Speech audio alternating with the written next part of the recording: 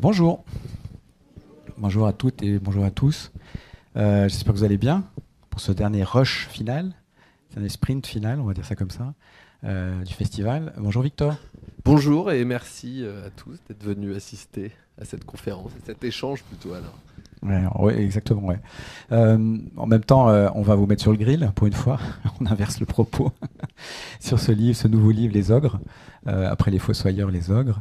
Donc dans les Fossoyeurs, vous étiez occupé et intéressé à la question des personnes âgées, des EHPAD. Dans mon pays, on dit des homes pour personnes âgées, mais enfin, la Suisse, c'est un autre propos.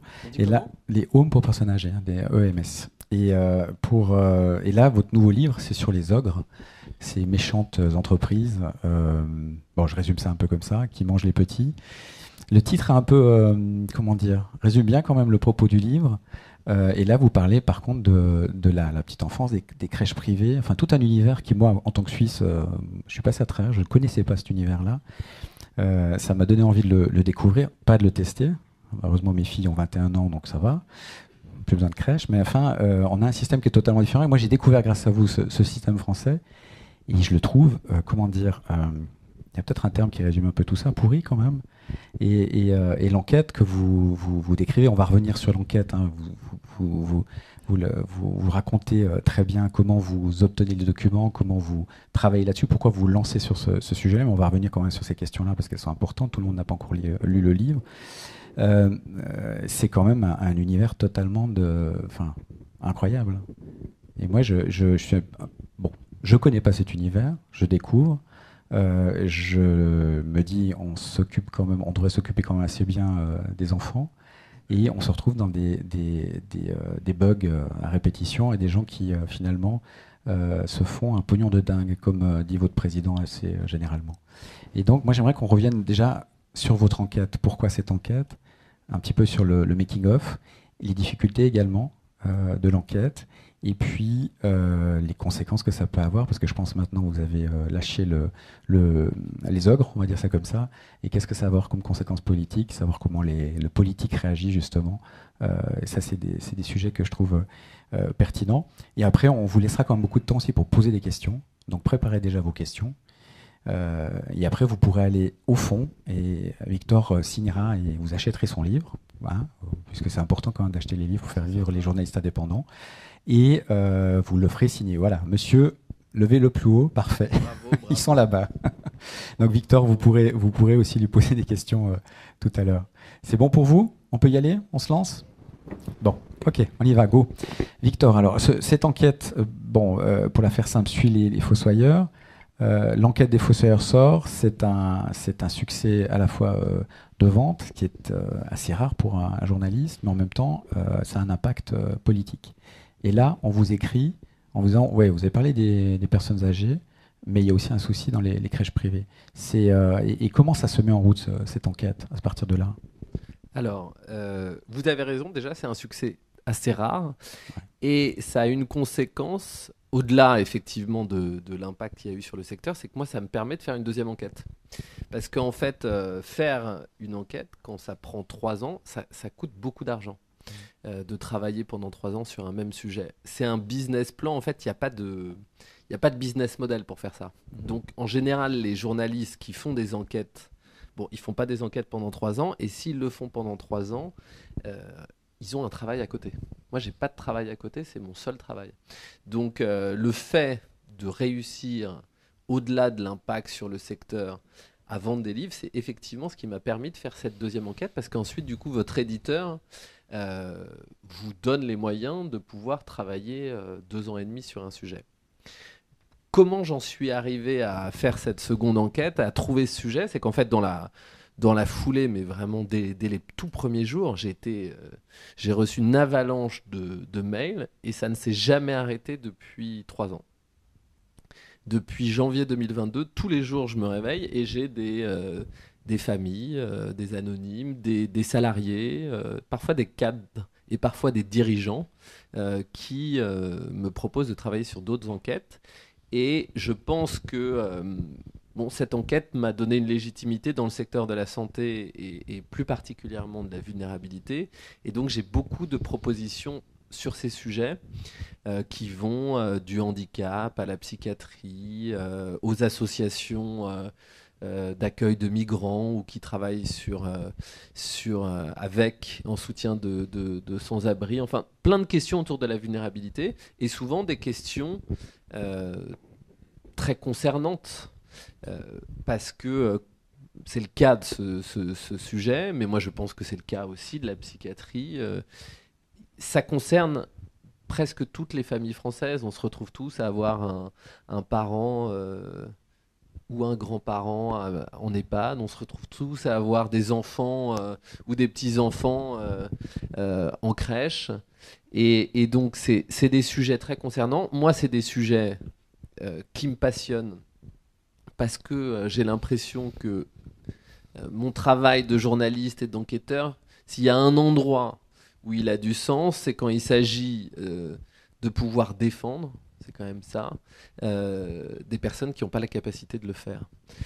Et les personnes âgées en perte d'autonomie, en grande dépendance, qui parfois ont des troubles cognitifs, qui parfois peuvent même pas raconter ce qu'ils vivent en EHPAD, bah c'est la même chose que des petits-enfants de moins de 3 ans en crèche qui évidemment n'ont pas la possibilité parfois de raconter ce dont ils sont victimes et donc ça me semblait important et en fait j'ai reçu donc ces premiers mails. Je crois que un des tout premiers, c'est vraiment une semaine après les Fossoyeurs, début février 2022, c'est une équipe de professionnels de la petite enfance d'une crèche à Aix-en-Provence qui est, on en parlera sûrement tout à l'heure, qui est sous délégation de service public, c'est-à-dire que c'est la ville d'Aix-en-Provence qui a dit, bon, moi, c'est plus simple si je confie mes crèches à un opérateur privé, il va savoir bien faire, et puis ça va me coûter moins cher. Et Aix, comme plein de villes en France, ont fait ça, des délégations de service public, sauf que Aix, c'est la seule ville, enfin c'est la ville qui a confié le plus de crèches en délégation de service public. L'ensemble de, je crois qu'il a 25 structures. L'ensemble de ces structures sont sous délégation de service public. Donc c'est un très très gros marché. Donc ils ont été nombreux à candidater, à se jeter sur l'opportunité. C'est un groupe qui s'appelle les Petits Chapeaux Rouges qui l'a remporté. Tous les 5 ans, il y a un nouvel appel d'offres. Régulièrement, il y a un de ces petits concurrents qui fait une offre plus basse. Et à chaque fois, du coup, ils s'alignent. Et depuis des années, du coup, les prix que paye Aix-en-Provence pour les berceaux sont à chaque fois moins chers. Moi, je raconte dans ce livre que c'est pas sans conséquence, évidemment.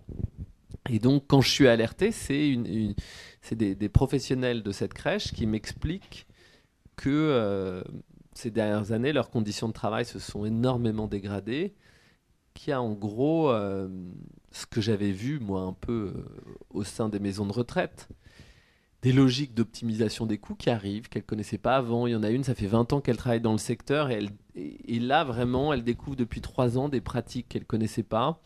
Alors, d'optimisation des coûts, ça va être, par exemple, on va baisser les commandes de repas de 5%. On estime que, bon, en fait, s'il y a 100 enfants, il y en a souvent qui risquent d'être absents, et donc, on va baisser les commandes. Mais sauf que, pas de bol, s'il est là, il n'y a pas ce qu'il faut. Ça va être sur le taux d'occupation. Avant, elles n'avaient pas trop cette notion, et comme dans les EHPAD, je l'avais raconté avec les Fossoyeurs, leur directrice, du matin au soir, elle ne pense qu'à ça, au TO, au taux d'occupation. Et donc, il faut remplir, et quand vous avez que cette obsession du remplissage, et donc des indicateurs financiers, c'est comme ça que ça commence à dysfonctionner.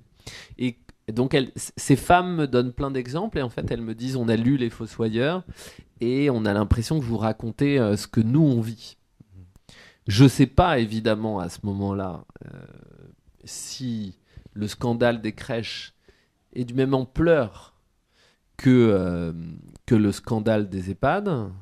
J'en doute, d'ailleurs, à ce moment-là, parce que je me dis un truc tout bête, c'est que en maison de retraite, c'était d'ailleurs aussi le sujet, et peut-être une des raisons, non pas du succès, mais de l'impact que ça a pu avoir chez les gens et tout, c'est qu'il y a un sentiment de culpabilité avec ce sujet-là, parce que parfois vous laissez vos parents ou grands-parents des semaines sans aller les voir.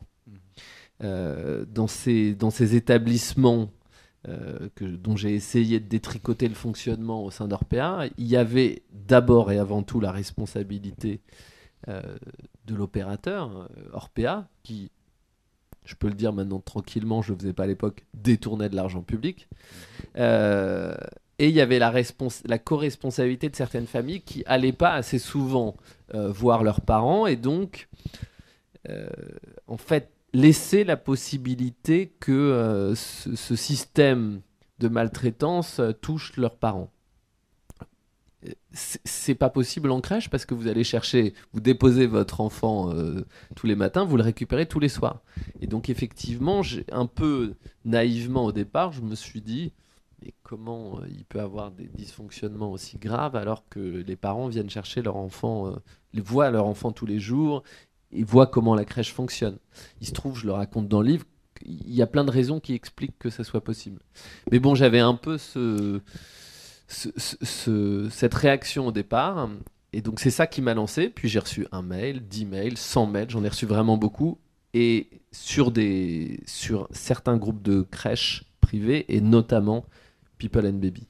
Est-ce qu'il lance l'enquête? Est-ce que c'est ce qui se passe à Lyon avec la mort de ce bébé? C'est ce que c'est qu'est-ce qui va faire à un moment donné qu'on se dit il y a un sujet, alors que vous êtes quand même avec le soutien de votre éditrice, vous êtes quand même seul à bosser sur les sujets. On peut à un moment donné avoir enfin, on se sent seul. On doit pouvoir aussi discuter un petit peu des documents qu'on reçoit. Enfin, il y a plein d'aléas dans l'enquête en réalité. Qu'est-ce qui fait qu'à un moment donné, il y a l'étincelle qui se dit bon là, le sujet, c'est bon, j'y vais.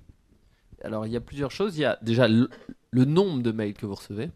Quand ça commence à concerner un groupe en particulier, je vois que People and Baby, je reçois plein de mails et de familles et de salariés, et puis des mails assez précis sur les dysfonctionnements. Donc, je commence à sentir qu'il y a quelque chose. Le drame de Lyon, donc moi, je commence à avoir les premiers mails en fin janvier, début février 2022. Le drame de Lyon, pour ceux qui ne sont pas au courant, c'est une petite fille dans une crèche du groupe People and Baby qui va être tuée par une auxiliaire de puériculture qui lui met du Destop, qui l'empoisonne au Destop un matin, 22 juin 2022.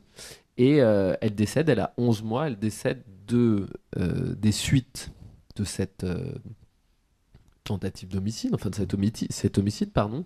Et ça va entraîner un tremblement de terre, ça va secouer ce groupe, mais ça va entraîner un tremblement de terre dans le secteur de la petite enfance.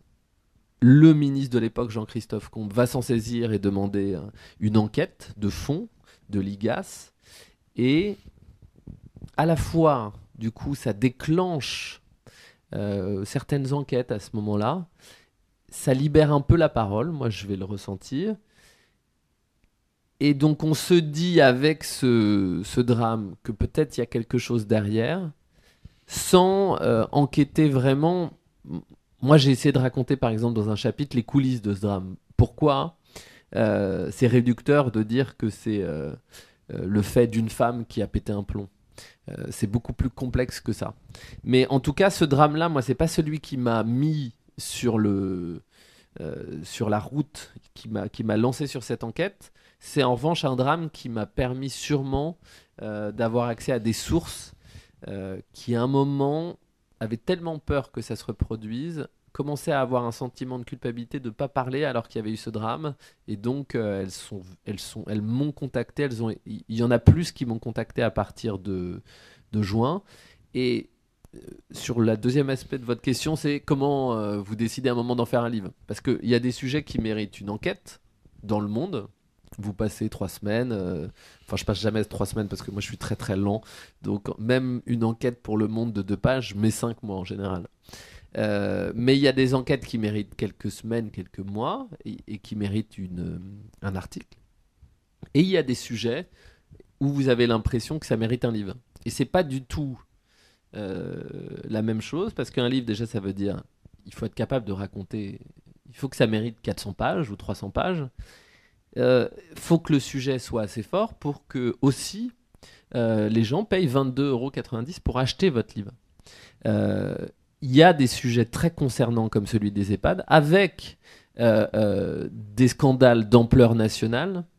C'est pas toujours le cas. Il se trouve que ça l'était pour ce sujet. Aussi parce que du coup, quand moi j'ai commencé à enquêter et à rencontrer les premières sources, je me suis rendu compte que c'était pas une petite société par là qui mettait en place un système dysfonctionnel, mais que c'était des très grosses boîtes du secteur, parmi les plus grosses, et que ça concernait du coup des centaines de crèches. Et à partir de ce moment-là, en gros, moi je comprends qu'il y a un livre quand il y a système. Quand c'est du local, c'est pas mon sujet. Quand il y a un système qui du coup peut avoir des incidences sur des milliers d'enfants et des milliers de professionnels, là je me dis qu'il y a un livre. Après j'en discute avec mon éditeur, c'est ce qu'on a fait, et on a estimé que c'était un sujet important. Et vous savez, je me pose souvent la question avec mon éditeur, je me le suis posé à ce moment-là, de justement quelle enquête j'allais faire, pourquoi repasser 3 ans sur un sujet, c'est très long, c'est très éprouvant. Ma femme m'avait dit à l'époque, je me souviens, la prochaine fois, on choisit ensemble. Parce que du coup, pendant 3 ans, je parle de ça tous les soirs. Et je pense qu'elle en a eu marre que je parle tous les soirs des maisons de retraite. Et c'est parce que ça vous prend votre vie. Hein. Et donc, il faut, dans mon cas précis, pour que j'en fasse un livre, soit ça me prend au trip, soit ça me prend pas au trip. Mais en tout cas, si j'y passe 2 ans et demi ou 3 ans, il faut que le sujet me semble d'intérêt public et qu'il me fasse me réveiller le matin. Je raconte un moment dans le livre. On m'a proposé un moment. Je reçois plein de propositions et on m'envoie un moment des éléments sur une grande boîte française, boîte du CAC 40, où il y a potentiellement des fraudes importantes. Peut-être que c'était un scandale d'ampleur, mais je ne sais pas si j'aurais passé 2 ans de ma vie à me consacrer à ce sujet à partir du moment où il me semblait qu'il n'y avait pas d'effet sur des êtres humains vulnérables. En fait, quand vous dites si je sors ce livre, peut-être que ça peut améliorer un tant soit peu ce système et réduire des possibilités de maltraitance sur des enfants, j'estime que ça vaut le coup d'y passer 2 ans de sa vie, quoi. Avant de rentrer sur le contenu, moi ce qui m'intéresse toujours, c'est un peu la cuisine interne. Comment ça fonctionne l'investigation, comment on travaille. C'est-à-dire, est-ce qu'on fait un plan, par exemple, on le soumet à son éditeur. Est-ce que vous avez, je sais pas, 5 ordinateurs, donc 2 qui ne sont pas connectés à Internet. Comment on enregistre, comment on se protège. Moi, je viens un peu de ce milieu-là aussi, à vrai dire. Hein. J'ai beaucoup travaillé dans l'investigation, mais je me rappelle d'un Américain qui me disait, bon, j'ai un studio à New York qui est connu que par moi. J'y vais par certains. Enfin, c'est détourné, c'est pas connecté à Internet. J'ai pas le téléphone parce que je sais que je suis sur écoute. Enfin, c'est des gens qui avaient lâché notamment les prisons d'Abu Ghraib. Enfin, c'est quand même des gars qui avaient sorti quand même quelques informations importantes. Comment vous travaillez? Comment on se protège aussi? Mais comment on prépare le menu finalement que vous nous livrez là? Alors, déjà, merci pour cette question parce que ça fait 3 semaines qu'il est sorti. J'ai répondu, je pense, à 100 interviews et j'ai pas répondu à cette question. Et c'est toujours très intéressant de voir comment on fait une enquête, en fait. Et c'est, au final, très artisanal. C'est-à-dire que moi, quand je sors mes enquêtes, que ce soit sur Orpea ou sur ce sujet très particulier, en plus, j'avais des sources vraiment à l'intérieur de tous les grands groupes, donc je savais presque en direct ce qu'ils faisaient. Et parfois, ils pensaient que j'avais, je sais pas, presque le gouvernement me transmettait des informations top secrètes parce qu'ils comprenaient pas comment j'avais des infos. Et donc, ils pensaient que, je sais pas, qu'il y avait un hacker qui me donnait des infos ou des hautes personnalités politiques et tout. En fait, c'est très artisanal. Vous commencez votre enquête, vous contactez des gens, il y en a qui vous contactent eux-mêmes, et puis vous prenez votre sac et vous allez dans toute la France, et je suis allé dans beaucoup de villes de France, et vous rencontrez des familles qui vont vous raconter des choses très difficiles à raconter, des maltraitances qu'ont vécu leurs enfants, puis après vous rencontrez des auxiliaires et des directrices qui vous racontent comment elles ont senti le système, mais sans pouvoir... elles sentent qu'il y avait des logiques d'optimisation des coûts, qu'on leur demandait d'optimiser les dépenses en couches, en repas, mais qu'il y avait un turnover du personnel. Bon, vous commencez à sentir ça, puis après vous rencontrez des gens du siège.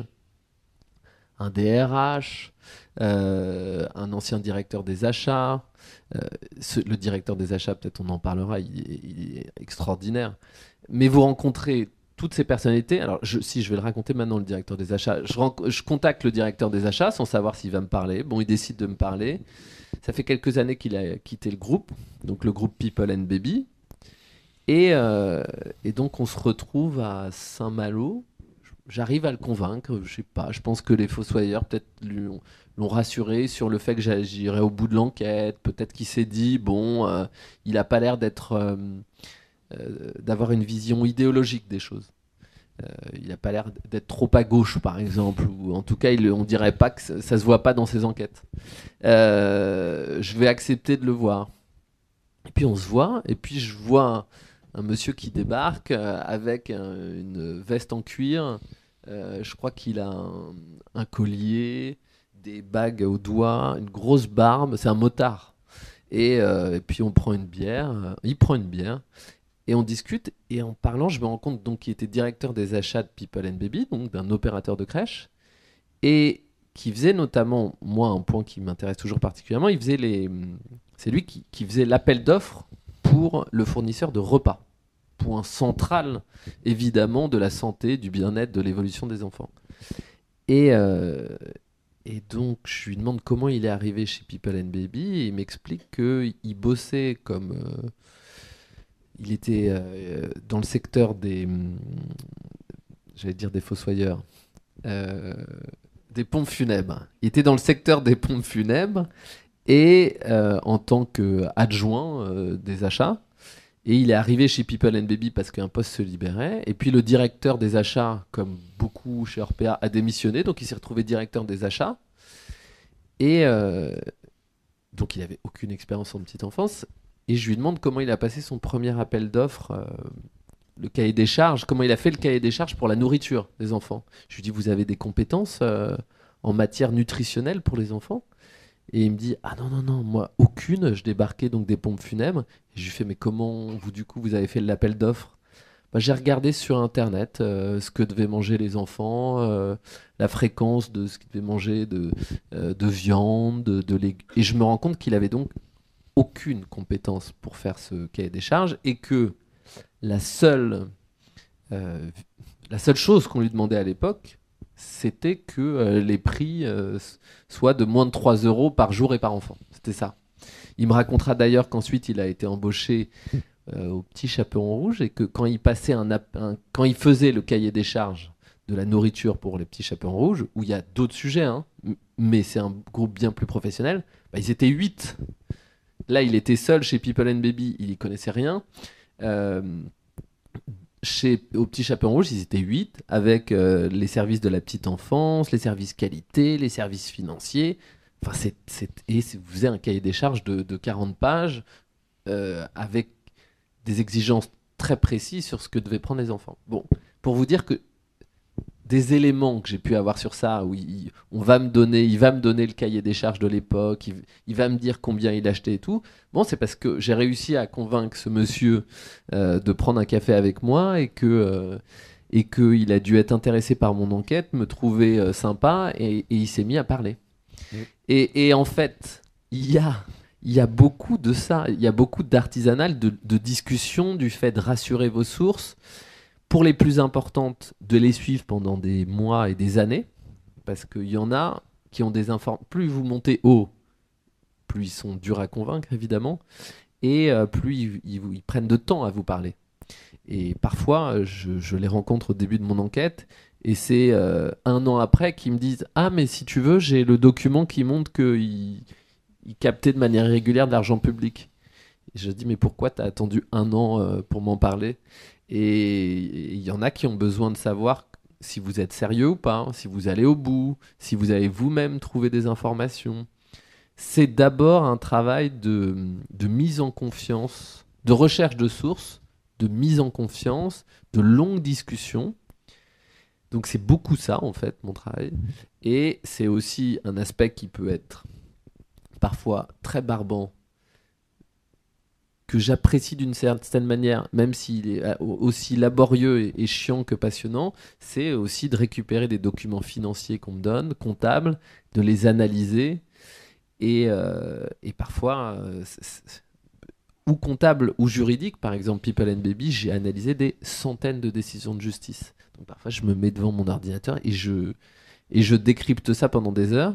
Pareil pour les bilans économiques, alors que j'ai pas forcément une expérience d'économiste, mais bon, vous apprenez en faisant.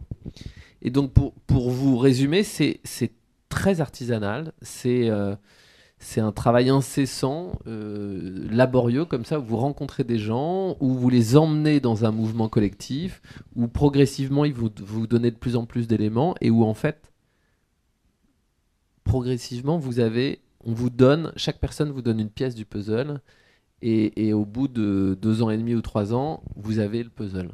Et pour avoir le puzzle, il faut, selon moi, les familles, les gens du terrain, et c'est obligé, les hauts dirigeants du siège. Ce qui est intéressant, c'est qu'effectivement, vous allez les rencontrer, soit les patrons de People Baby, soit des 2 frères. Karl. Oui, Babylou, c'est juste, ouais. Mais là, juste question technique, vous les enregistrez, vous prenez des notes, comment ça se passe en fait concrètement? Alors j'enregistre quasiment toujours. Ça arrive que je me souviens d'une source, mais il y en a eu d'autres, mais je m'en souviens d'une en particulier, très bizarre. Elle m'envoie un mail, elle veut pas donner son identité, elle me donne rendez-vous dans un café à Paris, je la vois, on se retrouve, elle a l'air de connaître des choses très précises, notamment sur les fondateurs. Enfin, c'est une personnalité politique. Je dirais pas de quel parti tout, mais elle a beaucoup d'infos. Et elle veut pas me donner... Enfin, c'est une personnalité politique pas connue du grand public, mais très présente dans certains milieux. Et elle veut pas me donner son nom. Et donc on parle 1 heure ensemble, et il y a un moment, mais ça m'arrive pas toujours, je lui dis, maintenant ça suffit. En fait, soit vous me donnez votre nom, soit on arrête là. Donc je peux pas jouer avec des gens anonymes qui vous donnent des infos, vous savez pas pourquoi. Donc les 99% du temps, je connais l'identité des gens qui me parlent, et 98%, je les enregistre parce que j'ai besoin, même quand ils sont anonymes, de savoir que d'une certaine manière, ils assument les choses. Parce que quand vous assumez d'être enregistré, bon, il y a une réalité à ce que vous dites. Si le lendemain, si un jour ils me disent, en fait, j'ai jamais dit ça dans ce livre, etc. Ils ont pris un risque en me laissant les enregistrer. Donc c'est presque, je le demande toujours, et maintenant je fais plus sans. Et la plupart du temps, j'essaye de les convaincre de témoigner en leur nom. Et j'ai une règle que j'ai commencé à, je crois, prendre avec le temps, c'est en fait, soit les gens témoignent en leur nom parce qu'ils assument, ils prennent un risque, mais moi je leur dis que le nom va les protéger. Je sors jamais une enquête avec 1, 2 ou 3 personnes, il y a toujours beaucoup de monde. Donc ça protège, même à haut niveau. Et si vraiment c'est pas possible parce que c'est prendre un très grand risque pour leur carrière, pour leur avenir professionnel ou leur réputation et tout, dans ce cas, ils sont enregistrés et ils me donnent des documents. Mais c'est très rare que je mette un témoignage s'il est anonyme et qu'il n'y a pas des documents. Ça, c'est la première chose. Je ne sais plus s'il y avait une autre partie à votre question. Non, comment, tout bêtement aussi, c'est la dernière, j'allais dire question cuisine, mais comment on peut convaincre, ça c'est une chose. Est-ce qu'on les torture? Ça marche des fois, hein, mais pas toujours. Non, mais surtout après, c'est comment on peut être sûr que, parce qu'on est quand même dans un milieu de dupes, à un moment donné, c'est de la communication. Vous avez des gens qui sont capables quand même de monter des opérations, et là, on le voit au début de votre livre, où on fait paniquer tout le monde, et ils sont en train de se lancer dans des espèces d'opérations de contre-communication pour lutter contre vous, pour dire oui, non, mais on va essayer de comprendre ce qu'il a, et en même temps, on va lui couper l'herbe sous les pieds. On a en face de nous quand même. Moi, quand j'ai commencé mon métier il y a une 30aine d'années, je sais pas, il y avait peut-être 200 journalistes et une 50aine de communicants. Ça, c'était le cas en Suisse. Aujourd'hui, vous avez 2000 communicants et 20 journalistes. Donc, on se retrouve dans une situation où il y a des gens qui ont des moyens absolument incomparables aux nôtres pour nous donner des documents qui peuvent être faux. Donc il faut pouvoir recouper. Enfin bref, enfin, il y a un certain nombre de risques, un certain nombre de pièges qu'on vous a posés. Vous le dites d'ailleurs à un moment donné, qu'un gars essaie de vous tirer les verres du nez justement, et pour savoir où vous en êtes, et en même temps vous savez derrière que lui communique ça à sa direction, quoi. Donc comment s'en préserve, et justement après comment recouper, vérifier, puis être sûr que ce qu'on sort est totalement bétonné, quoi. Alors, déjà sur le fait que oui, ils ont tout verrouillé, c'est-à-dire, c'est là où. C'est en gros, est-ce que les fossoyeurs m'ont aidé ou m'ont plutôt mis des bâtons dans les roues, le fait de faire cette enquête. En fait, ça m'a plutôt aidé, c'est que. Mais j'ai perdu en discrétion. C'est toujours bien d'être discret quand vous faites une enquête, ça permet, c'était le cas pour Orpea, ils m'ont laissé, j'avais peut-être 1 an et demi d'avance parce que. Quand ils se sont rendus, en fait, ils ont commencé à me voir travailler sur le sujet, Orpea, ils se sont dit, bon, il a 30 ans, il est tout seul, il est pigiste, il est précaire. Ils avaient presque de la peine pour moi. Et donc, quand il y avait, je sais plus, cache investigation, complément d'enquête ou envoyé spécial, ils travaillaient, je pense qu'ils les suivaient à la culotte. Et moi, ils se sont dit, bon, laissons-le s'amuser. Donc, la discrétion, ça aide. Et. Quand vous, en revanche, après les Fossoyeurs, maintenant, quand je commence à travailler sur un sujet, effectivement, ils réagissent très vite. Dans ce cadre-là, ça m'avait beaucoup marqué. Il y a un moment, j'ai plus la date, je crois que c'est janvier 2023, quand vraiment je commence à contacter les sources importantes, notamment via LinkedIn. Je fais ça un vendredi. Je crois que j'ai même pas encore dit à mes proches que je travaille, à part à ma femme, mais j'ai dit à personne que je travaillais sur le sujet. Et donc j'envoie des premiers mails à haut niveau le vendredi. Et le lundi, j'ai un de mes proches qui m'appelle en me disant donc c'est les crèches, tu t'es mis sur les crèches. Et je lui fais mais comment tu sais ça? Et il me dit ah ouais, j'étais capture d'écran LinkedIn. Et donc je comprends, il me raconte en fait, j'ai envoyé des messages LinkedIn, ils ont à des cadres. Ils ont prévenu tous leur direction générale. La direction générale a prévenu la Fédération des entreprises de crèche. La Fédération des entreprises de crèche a prévenu tous les adhérents de leur fédération. Et les adhérents de leur fédération, notamment les plus importants, ont prévenu leur boîte de com ou de surveillance. Et donc, ils étaient tous au courant. Et donc, je me suis dit mince. Et en même temps, c'est là où c'est toujours contre-productif. Quand vous faites ça, donc il y en a, ils sont tous au courant, et notamment chez les gros. Tout le monde est au courant. Bah, s'il y en a un qui veut parler, une bonne source qui veut parler, bah maintenant elle sait à qui parler. Et donc, une semaine après, j'ai plusieurs personnes qui m'ont contacté pour me dire bon, on a appris que vous avez commencé votre enquête, comment on peut vous aider? Donc c'était totalement contre-productif de leur part, parce que ça a plutôt poussé ceux qui avaient des choses à dire à venir me voir. En même temps, c'est souvent vos meilleurs amis qui sont, enfin bref, vos pires ennemis. Ça peut arriver notamment aussi dans le journalisme. Si on revient maintenant à l'enquête en tant que telle et à ce People and Baby, quoi. Enfin moi, je découvre, comme je l'ai dit tout à l'heure, je suis un peu béotien dans ce domaine-là, mais je découvre cette entreprise. Quelle bande de pieds nickelés! C'est juste impressionnant.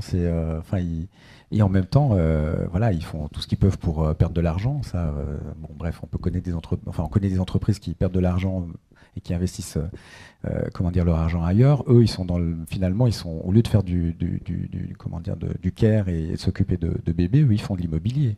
En réalité, le patron, il est plutôt dans ce domaine-là. Et on se rend compte qu'ils sont dans une espèce de mare au canard, de brouillard, où l'État ne veut pas intervenir, ou en tout cas, il veut faire du low cost, il veut gagner de l'argent parce qu'il y a une tension. Vous savez, quand même 60 milliards à faire d'économies en France ces prochains temps, donc il faudra bien les trouver à quelque part.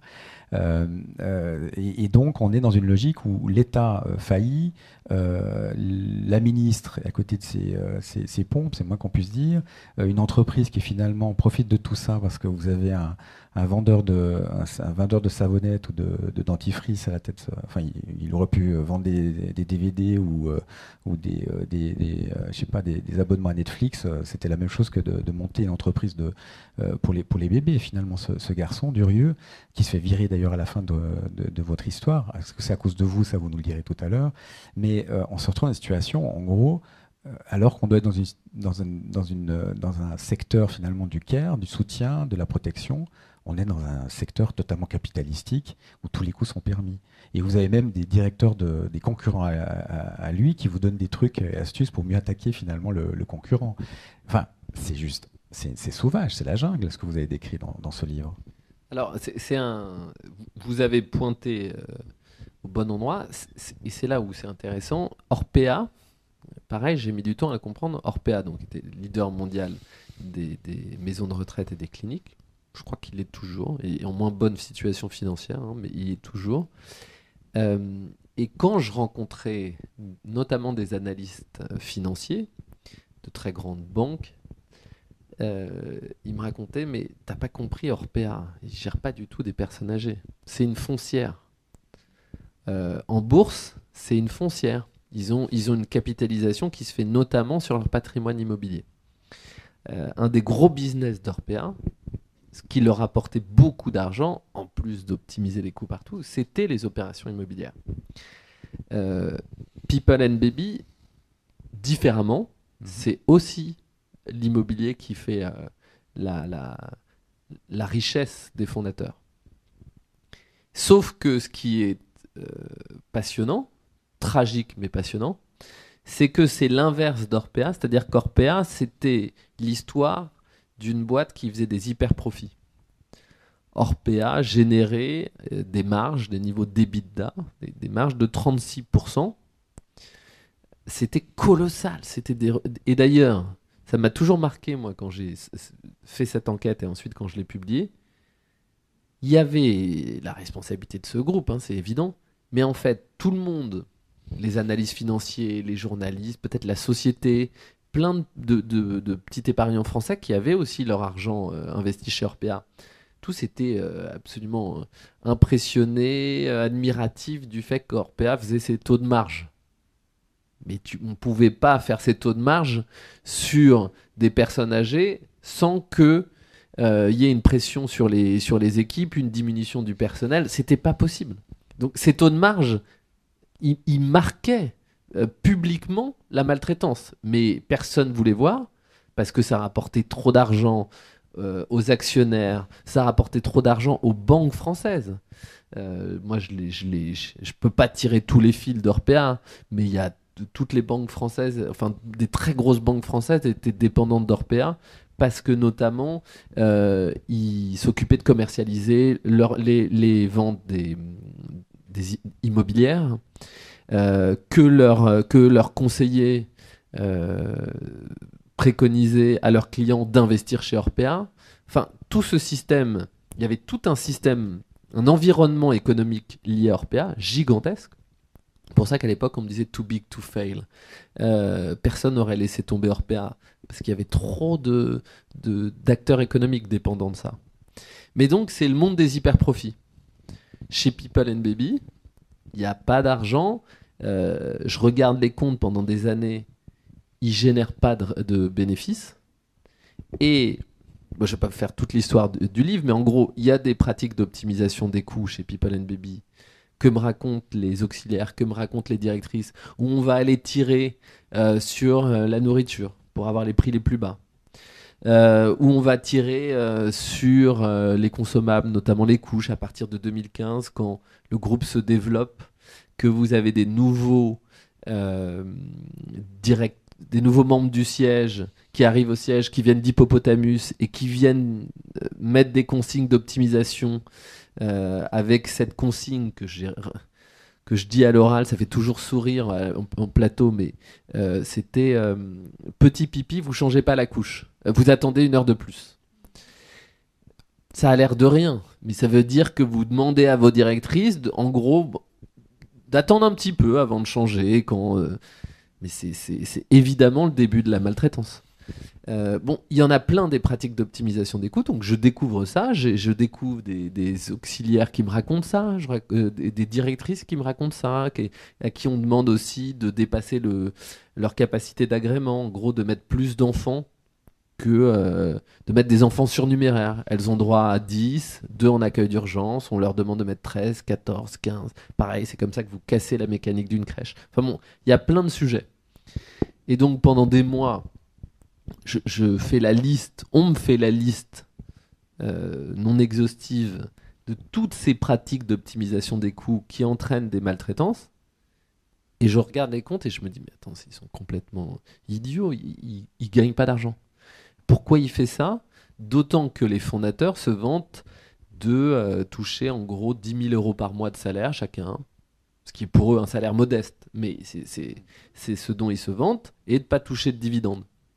Donc je me dis, mais pourquoi s'évertuer à tirer partout pour 10 000 euros par mois? Et là, je vais découvrir que ils ont. Est-ce qu'on le dit ou ils doivent lire le bouquin pour le savoir? Non, je peux le dire parce qu'il y a plein d'autres trucs que je vais pas dire. Alors on est entre nous, hein. Vous le dites pas plus loin, par contre. Non, parce que c'est important de le comprendre. Oui, mais dans le livre, il y a tout le détail. Et moi, d'ailleurs, ça m'a fasciné quand j'ai découvert. Mais donc ils ont des petits revenus, selon eux. Ils touchent pas de dividendes. Et je découvre qu'en fait, ils ont des sociétés immobilières, non pas au nom de People and Baby, mais au nom des fondateurs. Il y a plusieurs SCI, que ces SCI possèdent environ 70 locaux de crèche, que ces locaux sont loués à People and Baby, et qui fixe les prix de ces loyers? Bah, c'est eux-mêmes, parce que c'est les fondateurs de People and Baby qui fixent les prix.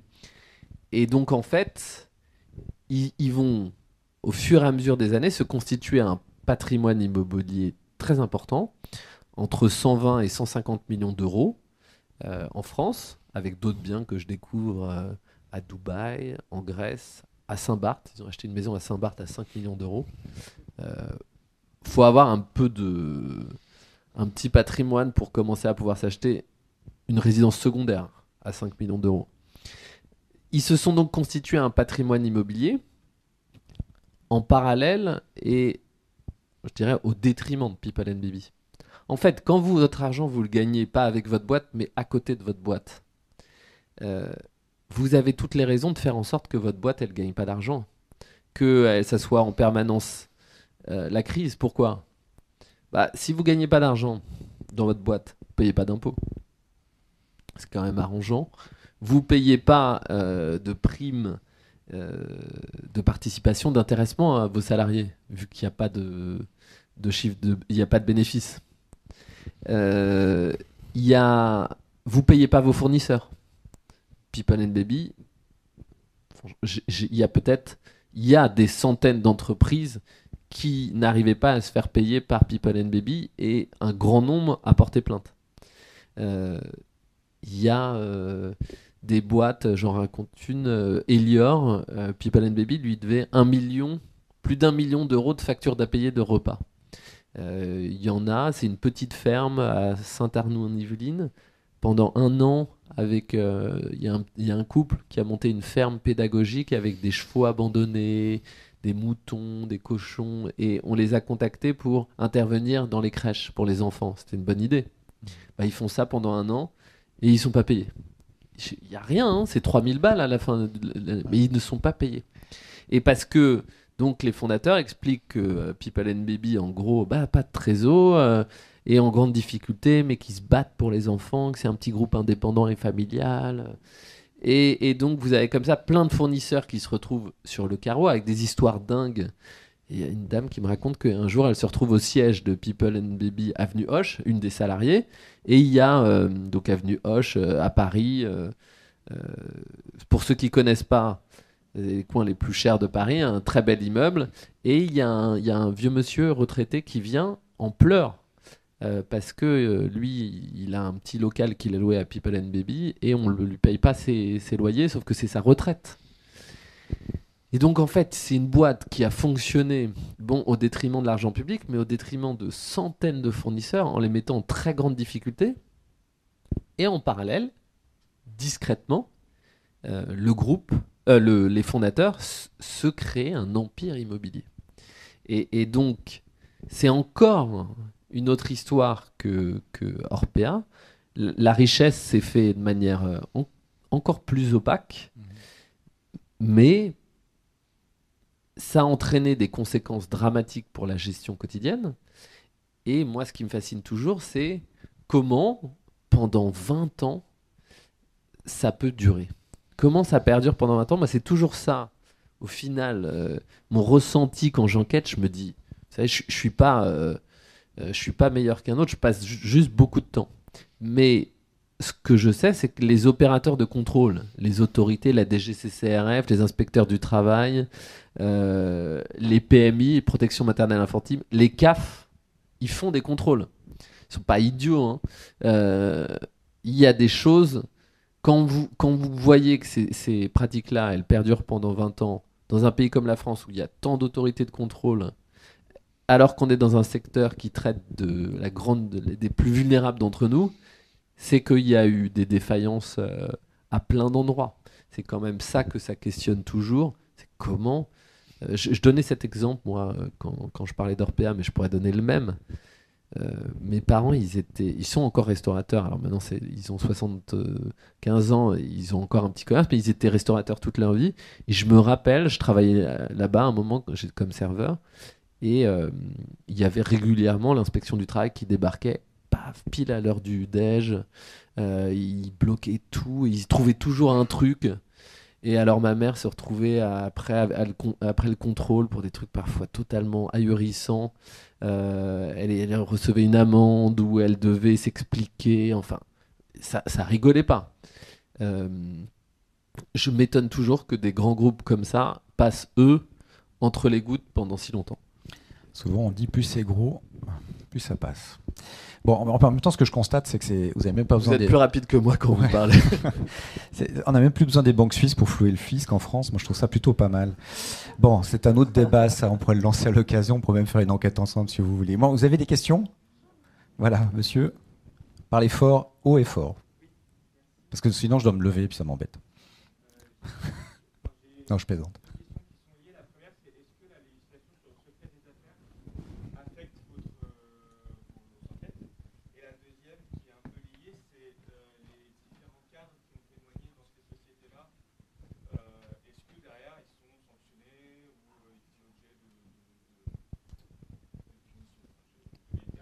Alors, deux très bonnes questions, donc je vais essayer de répondre rapidement. Le secret des affaires, pour ceux qui ne connaissent pas, c'est une notion juridique qui a été intégrée dans le droit français il n'y a pas de si longtemps. Beaucoup de journalistes se sont plaints parce qu'en gros, ça protège, et notamment l'administration française, ça lui permet de ne pas vous donner des documents.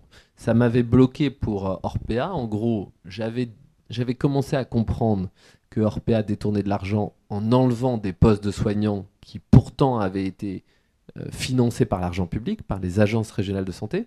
Donc j'ai des documents internes qui montrent qu'en fait, ils font 150 000 euros d'excédent et que, d'après ce que je comprends, ils ne les redonnent pas.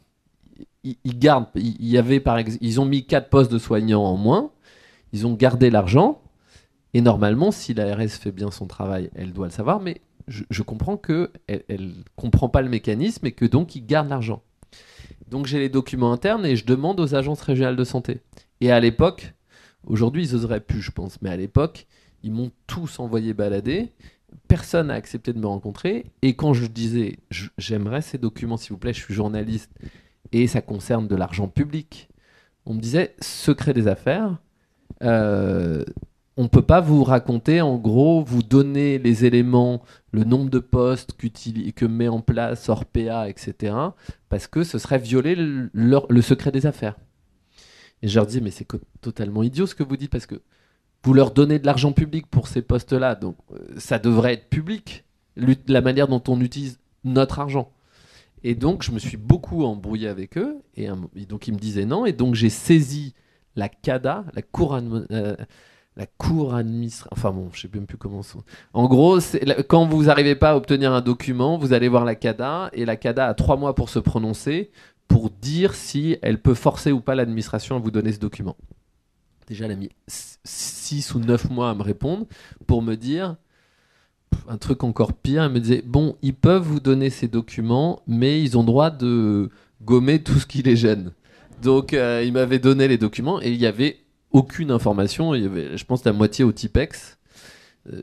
Donc, il me prenait vraiment pour un idiot. Et j'avais réussi à passer outre grâce aux conseils départementaux qui, eux aussi, réceptionnent ces documents et qui m'avaient dit bah, non, nous, on voit pas le problème de vous les donner. Mais du coup, oui, le secret des affaires parfois bloque, n'empêche pas, mais bloque et il faut contourner. Moi, je considère par exemple que le secret des affaires ne doit pas protéger une boîte qui fonctionne avec de l'argent public. Ça me paraît totalement idiot, mais bon. Donc ça, c'est la première chose. Et sur est-ce que les cadres qui me parlent ont des soucis ? Non, heureusement, sinon je pourrais plus faire d'enquête. Moi, toute mon obsession de journaliste, j'en ai deux, c'est un, aller au bout et faire que ça ait un impact quand mon livre sort. Deux, protéger mes sources. Parce que, un, on fait tous partie de la même galère, et deux, sinon je peux plus faire mon travail. Les gens ont besoin de savoir que je vais les protéger, que je les abandonnerai pas, que on fait les choses ensemble. Et ce que je leur dis toujours deux choses. Je leur dis, un, je vous assure, quand il y en a certains qui hésitent et qui me disent, mais à mon niveau, moi, si je me prends un procès ou si je perds mon boulot, je lui dis, un, le fait qu'on soit dans une aventure collective, qu'il y ait beaucoup de monde, ça fait que ça vous protège. S'il y avait une personne qui témoignait contre People and Baby ou les petits chaperons rouges, ou un cadre, bah, il se ferait allumer publiquement. Bon, là, aujourd'hui, le patron, le fondateur de People and Baby, qu'est-ce qu'il peut faire ? Il va attaquer 300 personnes, des directrices, des auxiliaires, son ancien DRH, un ancien directeur des achats. C'est impossible. Il peut pas. Et troisième chose que je leur dis, c'est la médiatisation protège. Souvent, ils pensent que justement, en étant médiatisés, ça va les mettre en danger. Moi, je leur dis, si votre nom n'est pas dans le livre et que demain, il vous arrive quelque chose, vous faites virer par votre employeur et tout, personne ne le saura. Si en revanche, Alice Régnier, une directrice qui témoigne, elle témoigne dans le livre et là, elle travaille encore dans le secteur. Si demain, elle perd son boulot, bah, on fait un article dans Le Monde ou je sais pas où pour dire que suite à son témoignage, on la menace et elle a perdu son travail. Et donc, en fait, la médiatisation, moi, je pense que ça protège.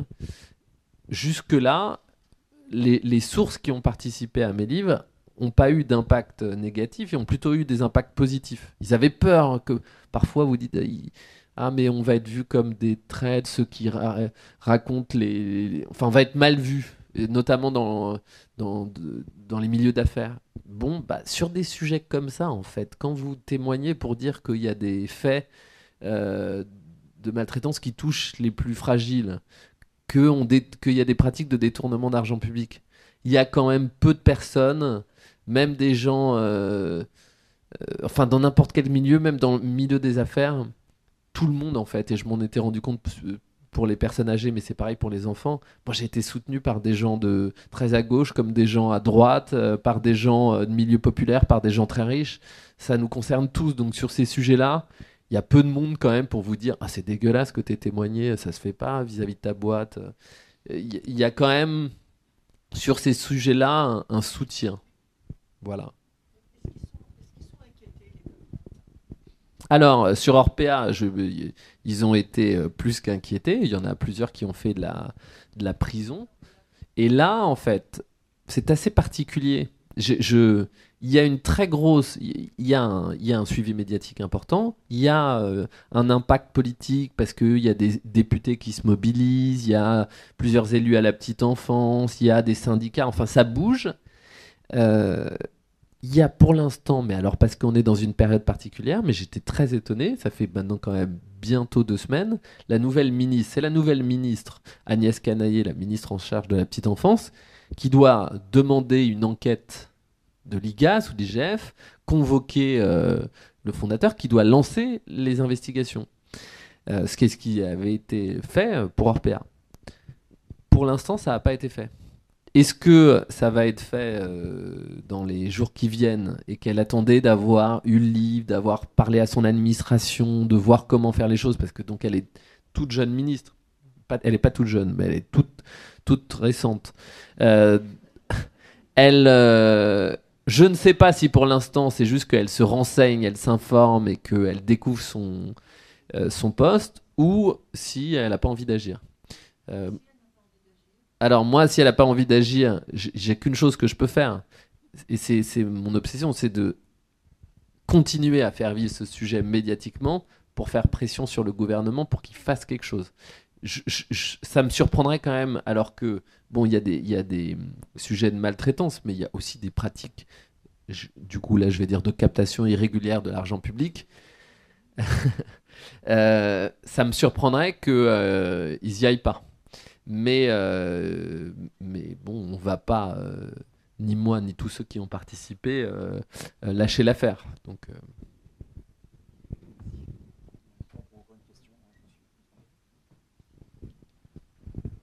Oui, pourquoi l'ancienne ministre a réagi de la façon dont elle a réagi et en vous mettant largement en cause? Ah ouais, très bonne question. Alors, je vais essayer de le faire en 4 minutes. Donc, je raconte dans ce livre, mon vrai sujet, c'est ces pratiques d'optimisation des coûts, de captation irrégulière de l'argent public, et plus largement, la dynamique du low-cost qui touche le secteur, le mode de financement. Enfin, il y a plein de sujets qui dépassent le cas d'un groupe, et qui d'ailleurs dépassent le cadre du privé. Donc je raconte ça, c'est ça le cœur de mon livre. Et il y a un élément que j'ai découvert, il se trouve que j'ai des très bonnes sources au sein de ces grands groupes. C'est comme si, vous voyez, vous étiez une petite souris et il y avait là une réunion avec les 4 big boss de la fédération et je suis en dessous. Bon, j'étais comme si j'étais avec eux. J'ai eu des éléments sur la discussion au sein de ces très grands groupes et également des documents provenant des collaborateurs de la ministre en charge des solidarités des familles, donc des crèches, il y a un an, Aurore Berger, qui est restée entre juillet 2023 et janvier 2024.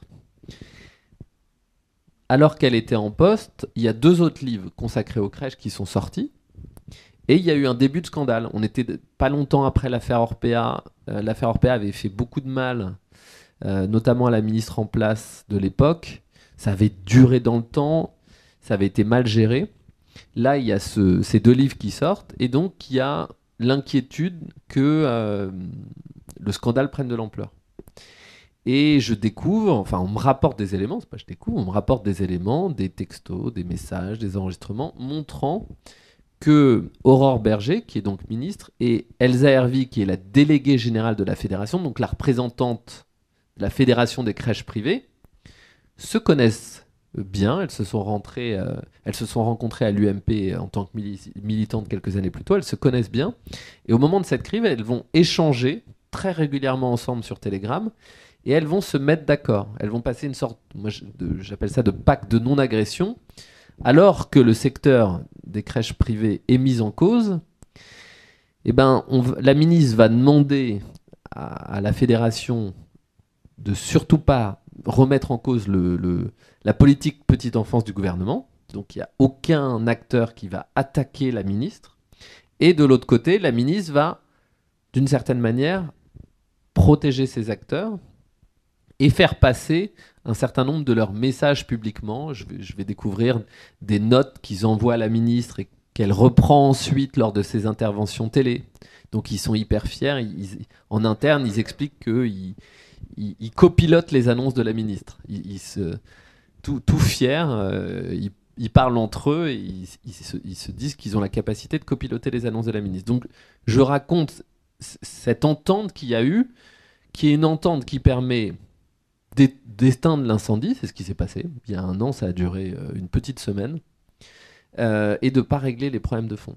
Et du coup, alors qu'à l'époque déjà il y avait eu des alertes, alors qu'ils auraient pu être contrôlés, sanctionnés et tout, il n'y a rien eu. Donc je rapporte ça dans mon livre et évidemment ça la pique parce que peut-être que ça a participé au fait qu'elle ne soit pas ministre dans le gouvernement actuel de Barnier. Et donc elle a décidé en début de semaine dernière, elle a annoncé publiquement dans une interview auprès de l'AFP qu'elle portait plainte en disant que ce que je racontais était totalement faux et qu'il n'y avait jamais eu d'entente avec le privé, que d'ailleurs elle ne connaissait pas cette fameuse Elsa Hervy, la déléguée générale de la fédération. Et je n'aime pas vraiment faire ça parce que moi mon sujet de fond c'est la petite enfance. Mais quand on attaque la véracité de vos documents en disant elle expliquait que les messages étaient caviardés, faux, qu'il n'y avait pas de mail, qu'en fait je mentais. Et donc on a discuté avec ma maison d'édition et on s'est dit bon, on est obligé de lui répondre. Et la meilleure chose à faire, selon moi, c'était de rendre public certains éléments.